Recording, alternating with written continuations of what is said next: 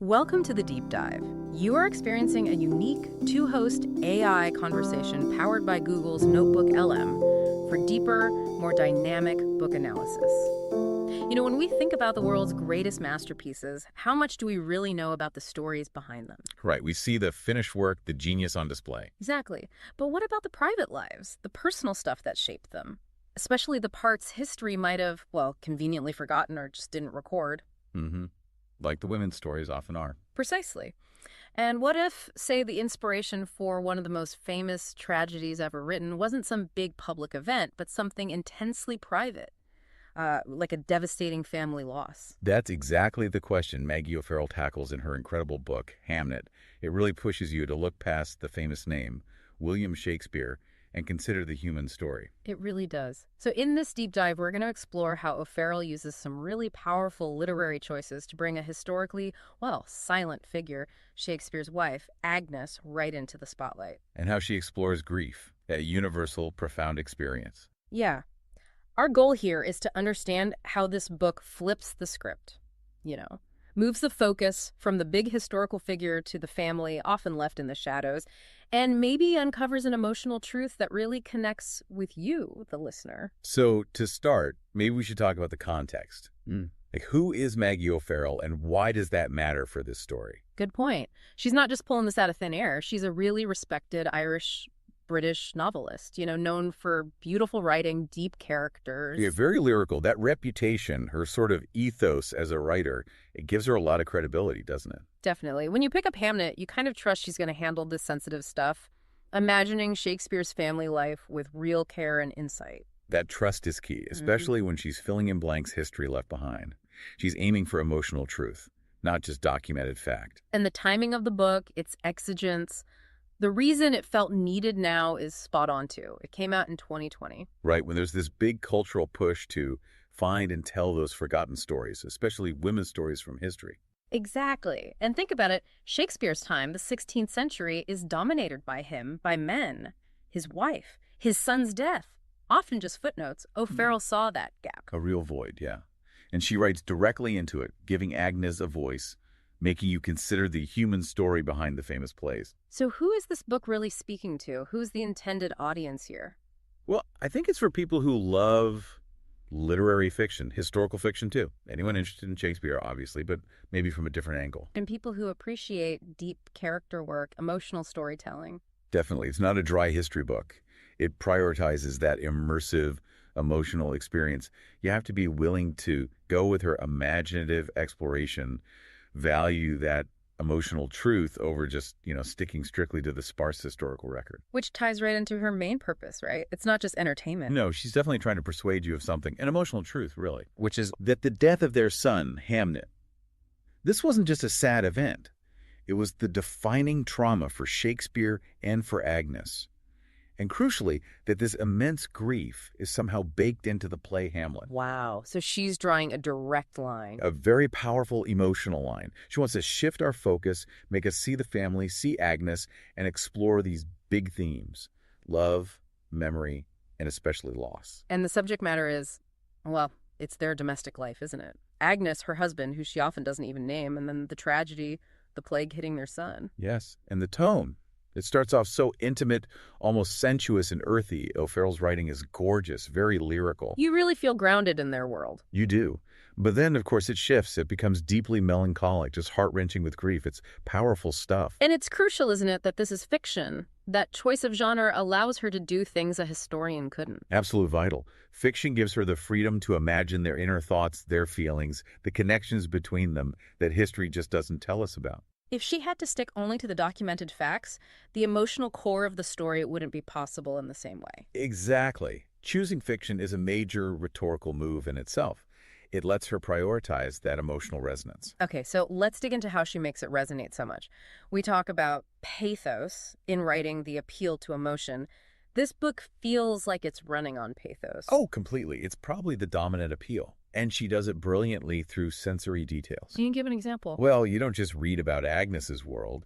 You practically live in it through her senses. You smell the herbs she uses, you feel the texture of wool, you sense the heat in the sick room. It's incredibly vivid. Right. So when the tragedy hits, It feels immediate.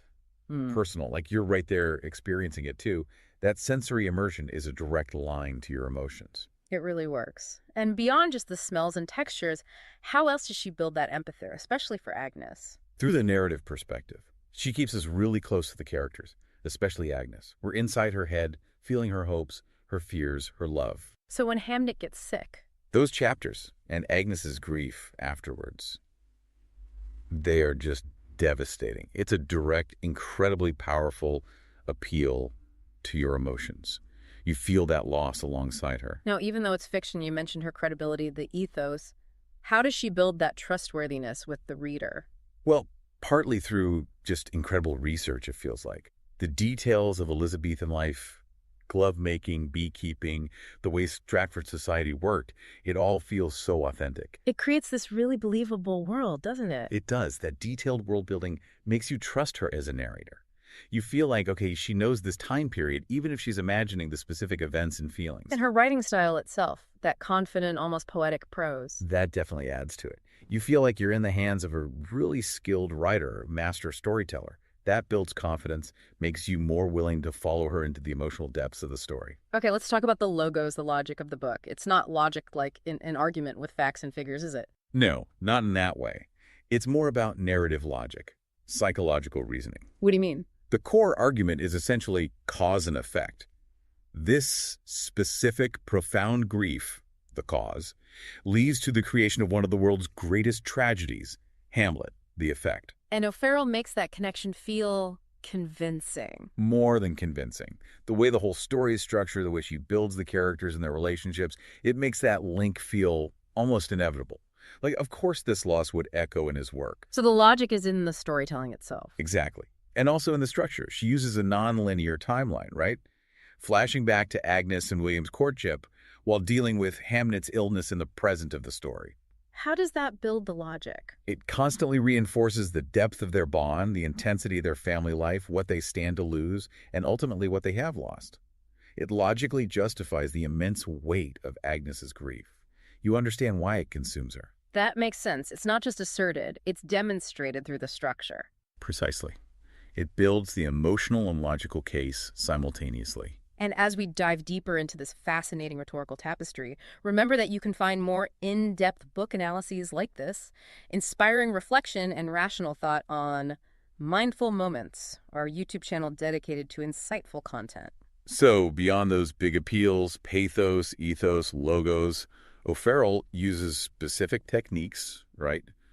Rhetorical strategies. Yeah, like characterization, that's a huge one here. She does something really interesting with Shakespeare himself. Right. He's often not even named. He's the husband or the Latin tutor or the father. What's the effect of that? It seems like a deliberate choice to, sideline him. Sort of. It decenters him. It takes this giant historical figure and makes him secondary in this story. And that allows Agnes to step forward. She becomes the clear protagonist. She's no longer just Shakespeare's wife. A footnote. She's this complex, intuitive, powerful woman at the center of her own story, her own grief. It's a radical shift in focus. That's a really powerful move. And you mentioned the non-linear structure before. How does that work as a strategy beyond just building the logic? Well, it creates incredible dramatic tension. By showing you the happiness of the past alongside the unfolding tragedy, you feel the stakes much more intensely. You know what's coming, and that juxtaposition of joy and impending doom is heartbreaking. It makes the loss feel even heavier because you've seen what they had. Exactly. And her language itself is packed with figurative language metaphors, similes. She uses nature a lot, doesn't she? Yeah, Agnes has this connection to the natural world, to herbs and healing. And O'Farrell mirrors the human emotions in nature, the cycles of life, death, decay, rebirth. It adds this lyrical, almost mythic quality to the story, enhancing that emotional tone. There's one chapter, though, that really stands out stylistically, the one about the flea. Oh, yeah. That's incredible. She shifts to this completely different point of view, almost omniscient. Tracing the journey of the plague, literally on the back of a flea, from Egypt all the way to Stratford. What is she doing with that? It's such a striking choice. It highlights the role of chance, of fate, maybe. This huge tragedy arrives. Because of this tiny random carrier, it emphasizes how vulnerable they are, how impersonal and unstoppable these forces can seem. Creates this sense of dread, like it's closing in on them. Absolutely. And it sets the stage for the personal tragedy by showing the vast indifferent mechanism behind it. And then the whole book is essentially one big illusion, connecting the real boy, Hamnet, to the fictional Prince Hamlet. Yes, that's the central conceit. It invites you, the reader, to constantly think about the play Hamlet through this lens of personal grief. Did this real loss fuel that fictional exploration of sorrow, revenge, and mortality? It reframes the play entirely. It really does. It suggests the universal power of Hamlet might have roots in something incredibly specific and personal. So putting it all together, how effective is Hamnet? Does O'Farrell achieve what she set out to do? I'd say exceptionally effective. The book was a massive success, critically and commercially, won the Women's Prize for Fiction. So it clearly resonated with readers. Deeply. It succeeds in creating this powerful, persuasive, emotional story that absolutely gives voice to Agnes, fills that historical silence. People were incredibly moved by it. And for the intended audience readers of literary fiction, people interested in this kind of deep dive into character and emotion, it hits the mark. Perfectly. The emphasis on pathos, the beautiful prose, the character depth, it's exactly what that audience values. Is there any ethical consideration, though? I mean, she's essentially inventing the inner life of a real historical person. That's a fair question. Yeah. But I think she handles it ethically within the bounds of historical fiction. She's not pretending this is documented fact. Right. It's clearly presented as an imaginative work. Exactly. She uses the known facts. There was a wife's named Anne, though Farrell uses Agnes, a common variation then. There was a son named Hamnet, who died as a kind of scaffold. Then she builds this fictional exploration of universal emotions, grief, love, loss on top of that. It's a standard accepted convention of the genre. She's exploring what might have been, emotionally speaking. Okay, that makes sense. So wrapping up then, the key takeaway is? I think it's the profound impact of the book.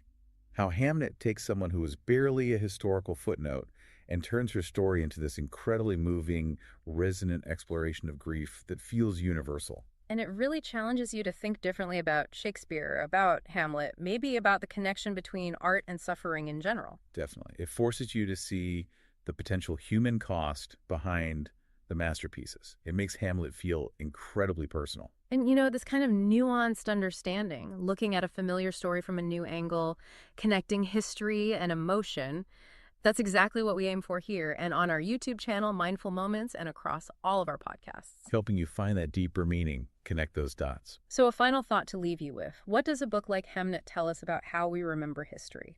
About whose stories get told?